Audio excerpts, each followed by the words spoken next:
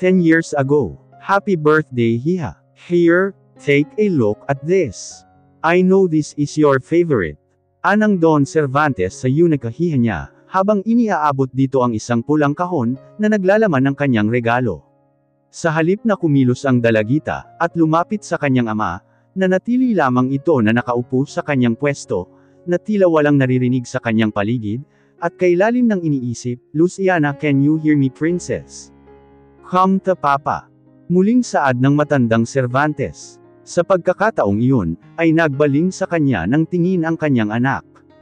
Ngunit naroon pa rin ang lungkot sa hitsura nito. I don't want your gifts, papa. Gusto ko si mama. Please. Anang dalagita at biglang pumiyok ang boses nito sa dulo. Mabilis na namalisbas ang mga luha sa mata nito. Papa, alam niyo naman po na kayo ni mama lang ang kailangan ko. Bakit niyo po siya hinayaan na umalis dito sa mansion? Hindi niyo na po ba siya mahal? Ayaw niyo na po ba sa kanya? Sunod-sunod na tanong nito sa kanyang ama. Mabilis na nagpakawala ng malalim na buntong hininga ang matanda, pagkway sumanya sa kanyang mga kasambahay na lumabas ang mga ito sa kusina. Naiwan silang mag-ama roon sa harap ng mahabang hapag, na puno ng iba't ibang masasarap na pagkain. Hiha, you know how much I love you and your mom. Kahit anong pakiusap ko sa mama mo, na huwag umalis at iwan tayo. She made her choice. Wala akong magagawa roon, kung ayaw niya nang tumira dito sa mansion kasama tayo. Muling pagpapaliwanag ng matanda sa dalagitan niyang anak. This is your big day, princess. You should be happy. Huwag mo na lang muna isipin ang mama mo. No, I can't be happy hanggat hindi bumabalik si mama rito. Mariing saad nito sa ama. Agad itong tumayo sa kanyang pwesto, at walang palem na tumakbo, para pumanhik sa kanyang silid. At doon ay patuloy na pinakawalan ng mga luhang kanina pa pilit umaalpas sa kanyang mga mata. Napapailing na lamang ang matandang Cervantes, habang pinagmamasdan ang mga pagkaing nakahain sa harapan niya. It was her daughter's favorites. Pinaluto niya lahat ng mga pagkaing gusto nito, para lamang maging masaya ito sa kanyang kaarawan. Ngunit kagaya sa mga nagdaang araw, ang ina pa rin nito ang hinahanap-hanap. He can't blame Luciana. Bata pa ito para maintindihan ang sitwasyon nilang mag-asawa. He loves his wife very much. Pero ano naman ang kanyang magagawa, kung ito mismo ang paulit-ulit na humihingi sa kalayaan nito? Don Ramon. Ang baritinong boses ng isang binata, ang muling pumukaw sa malalim na pag-iisip ng matanda. Mabilis itong nagpakawala ng malalim na buntong hininga, bago tinapunan ng pansin ang bagong dating na binata. Clyde, iho, come here. Saluhan mo akong kumain. Anito. Agad namang tumalima ang binata, at umupo sa iniwang pwesto ng dalagita kanina. Nasaan po si Luciana? Tanong nito. You're right. Ayaw nga niya sa mga pagkain ito. Mabuti na lamang at hindi ko itinuloy ang plano ko, para sa malaking selebrasyon ng kanyang kaarawan, bagkus ay saad ng matanda, at nagsimula na ring kumain. Hayaan na lang muna natin siya. I know. Lilipas din yang nararamdaman ng batang yan. Let's eat. Aniya.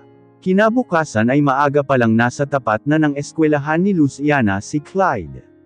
Tinawagan siya ng matandang Cervantes, na kung maaari ay siya na muna ang sumundo sa anak nito. Dahil nagkaroon ng emergency ang driver nito. Halos magkakalahating oras nang nakatayo ang binata sa gilid ng kanyang sasakyan, at patano-tanaw sa entrada ng eskwelahan, pero hindi niya pa rin makita ang dalagita. Nakakaagaw na rin siya ng pansin sa mga kababehang estudyante roon, na napapadaan sa tapat niya. Well, sino ba naman kasi ang hindi mahuhumaling sa matipunong pangangatawan, at tindig niya? Bukod sa, isa talaga siya sa mga nangungunang magandang lalaki sa buong Santa Isabela. Napapangiti na lamang siya, kapag naririnig niya ang bulong-bulungan ng mga kababaihan doon. Pero, gayunpaman, hindi siya interesado sa mga ito. Naroon siya sa tapat ng eskwelahan ng anak ni Don Ramon para sunduin ito. Ano Luciana, lalaban ka pa rin ba? E talo na nga tayo kila Fiona. Anang isang dalagita na kaibigan ni Luciana. Mabilis na kumunat ang noo ng una, at binalingan ang kanyang mga kasama. Wala ka bang tiwala sa akin, Maya? Remember, isa akong Cervantes at kahit minsan, wala pang nakakatalo sa akin. Lalo na ang Fiona na yan. Anito habang nakapamaywang sa harap ng kanyang mga kaibigan.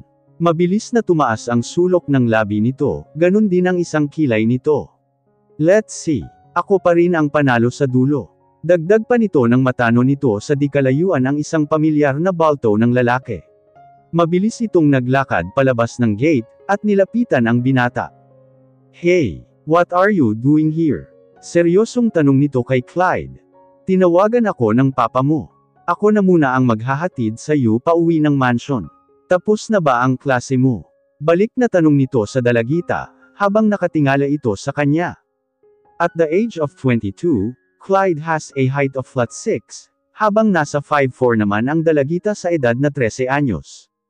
Well, sure. In one condition. Aniya habang hindi pa rin nagbabago ang seryosong tingin nito sa binata, pagkuway nilingon ng kanyang mga kaibigan, na nasa labas na rin ng gate ng kanilang eskwelahan. Maging ang grupo ni Fiona, na lagi niyang nakakaaway sa loob ng kanilang campus. One condition. Kunot noon na tanong ng binata kay Luciana. Sasama ako sa iyo pauwi. But I want you to kiss me. Walang kagatol-gatol na saad nito, na siya namang naging dahilan para manlaki ang mga mata ng binata, hindi makapaniwala sa itinura ng dalagita sa kanya.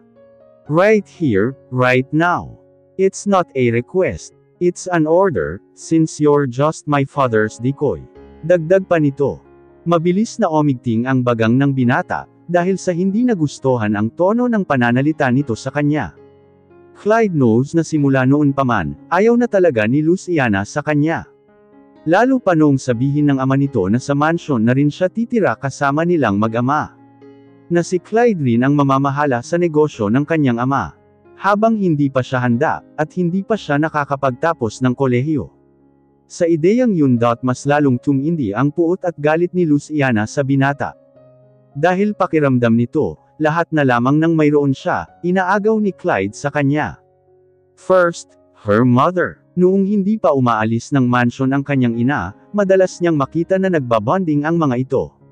Masaya ang mama niya, kapag kasama ang binata, to the point na pakiramdam niya, nalimutan na ng kanyang ina na naroon siya. At siya ang totoong anak nito. Second, ang papa niya. Simula noong ampunan nito si Clyde, at ipagamit sa binata ang apelyido ng matandang Cervantes, at ayanunsyo ng kanyang ama na si Clyde ang magiging bagong tagapamahala sa malawak na Hacienda Cervantes, at ang planta sa Santa Isabela. Doon mas lalong nagalit ang dalagita sa kanya, maging sa kanyang ama. Lagi nitong ipinaparating sa binata, kung gaano ito kasamang tao, at magnanakaw ng hindi naman sa kanya. Huwag mo akong ipahiya sa harap ng mga kaibigan ko, Clyde. Tauhan ka lang ni Papa. Ako pa rin ang totoong Cervantes sa ating dalawa. Kaya karapatan mong sundin ang utos ko sa'yo. Mariin ngunit pabulong na saad ni Luciana sa kanya. Mabilis na napangiti ang binata, at kumilos para yumuko, at pantayan ang mukha ng dalagitang nakatingala pa rin sa kanya. You know, I don't kiss little girls, Luciana. Anito, you're using me against your enemy, ha? Anang Clyde na bahagya pang nilingon ang kababehang nasa di kalayuan mula sa kanilang pwesto. Grow up faster, sweetheart, so you can kiss me anytime you want. Nakangising saad sa kanya ng binata, at mabilis na ginulo ang kanyang buhok. Get in. Utos nito bago tumalikod, at lamulan na rin sa kanyang sasakyan. Napapikit na lamang ng mariin si Luciana, para pigilan ang kanyang galit sa binata.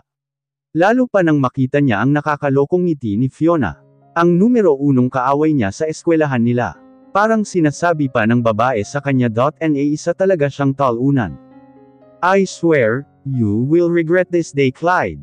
Bulong nito sa sarili bago padebog na pumasok na rin sa sasakyan ng binata. Maligayang pagbabalik sa Santa Isabela, Senyor ito Clyde. Masaya po kaming makita kang muli. Bati kay Clyde ng mga tauhan nila sa hacienda, pagkababa niya pa lamang sa kanyang sasakyan. Agad na sumili ang matamis niyang ngiti, pagdakay inilibot ang paningin sa buong paligid. Napapikit ito ng mariin pagkuway nilanghap ang sariwang hangin na nagmumula sa malawak na hacienda na pag-aari ng mga Cervantes. It's been a long time. Matagal na panahon din siyang nawala sa lugar na iyon. Pero ganun pa man, nananatili pa rin ang magandang hitsura ng hacienda. Lalo na ang mansion ng mga Cervantes, na tila walang mahabang panahon ang lumipas, at nananatili pa rin iyong maganda, at kaakit-akit sa mga mata. I'm happy to see you again, anang binata na tiningnan pa isa-isa ang mga tauhan nila, na noon pa man ay naroon na sa hasyenda. Masaya akong malaman na nandito pa rin kayo sa mansion, at sa hasyenda nagtatrabaho, dagdag pa niya. Karangalan po namin na pagsilbihan kayo, maging ang Don Ramon, senyor ito. Anang ka Esme, ang pinakamatagal ng tauhan ng kanyang papa sa hasyenda nila. Maraming salamat ka Esme. Pasabihan na lamang po ang ibang trabahante sa planta, at maging sa hasyenda na may salo-salo po tayo mamayang gabi, anang binata bago nagpaalam sa mga ito, at nagtuloy na sa loob ng mansion. Nasa bulwagan pa lamang siya, ay natanong niya kaagad sa may puno ng hagdan ang Don Ramon.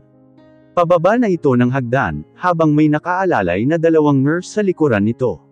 Hinintay niya ito hanggang sa makababa na ito ng tuluyan ng hagdan. Iho, glad to see you again, hindi may kakaila ang tuwa sa hitsura nito.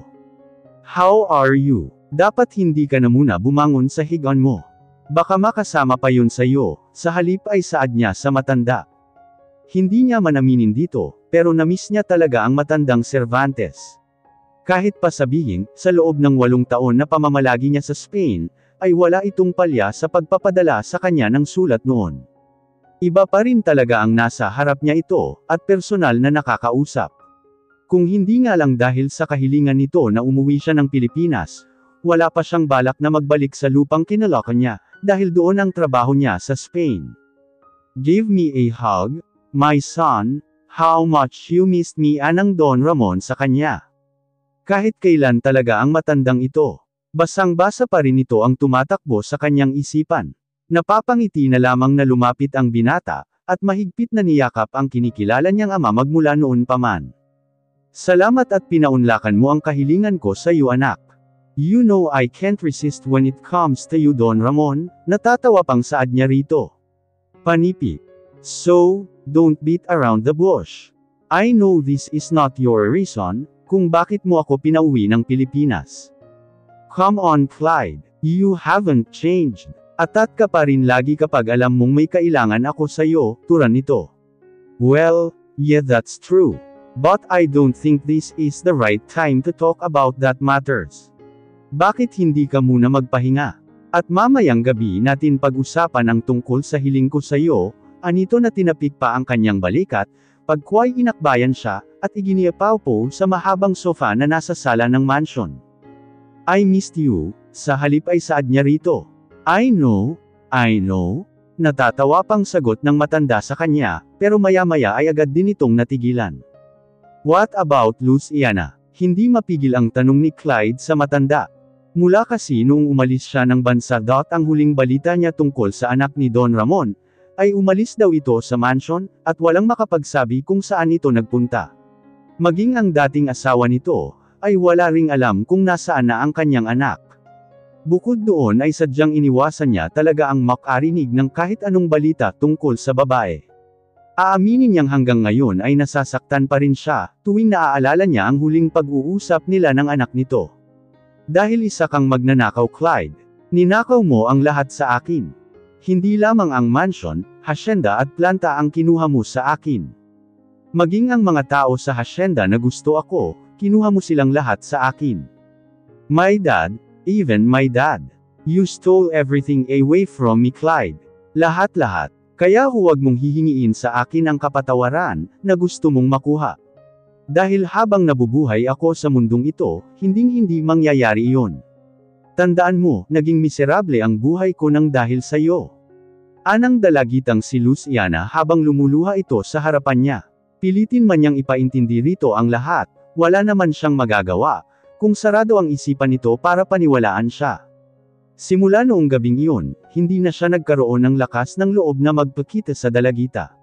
Siya na ang kusang lumalayo, kapag nariyan ito sa paligid. Alam niya kasi kung gaano niya ito nasaktan, dahil lamang sa mga maling paniniwala nito. Hindi ko alam kung hanggang kailan ako titikisin ng anak ko Clyde, anang Don Ramon na siyang nagpanumbalik sa isipan ng binata. Humugot ito ng malalim na hininga, bago pinakawalan sa ere. Sapat na sa akin ang malaman na nasa maayos siyang kalagayan. I know you're not. Sinasabi mo lang yan para palakasin ang loob mo. Para hindi ka kainin ng konsensya mo, anang Clyde. Hanggang kailan ka maghihintay na kusa siyang uuwi rito, para makasama ka ulit? Malungkot na tanong niya sa matanda. You're not getting any younger, Don Ramon. I know. Siguro maghihintay na lamang ako, kung kailan lumala itong sakit ko, para mapilitan na siyang umuwi rito at makita ako. Or maybe, kapag nasa loob na ako ng kabaong ko, anang matanda na idinaan pa sa pagbibiro ang hinanakit, na nararamdaman para sa kanyang yunikahiha. Nahahabag na lamang si Clyde, habang tinitingnan ng matanda. How dare she? Bakit naaatim ni Luciana, na hindi makita ang kanyang ama ng ganun katagal na panahon? Lumayo na nga siya ng Pilipinas, para lang umuwi ito, at makasama ang kanyang ama. Pero parang kasing tigas ata ng bato ang puso ng babaeng iyon, at hindi man lang naaawa sa ama niyang may sakit. Grizzly, Grizzly, halika na dali at kakain na tayo, sigaw ng dalaga, habang hinahanap sa magubat na lugar ang kanyang alagang aso. Kanina pa siya panaiikot sa lugar na iyon, ngunit hindi niya naman mahagilap ang kanyang alaga. Grizzly, nasaan ka na ba?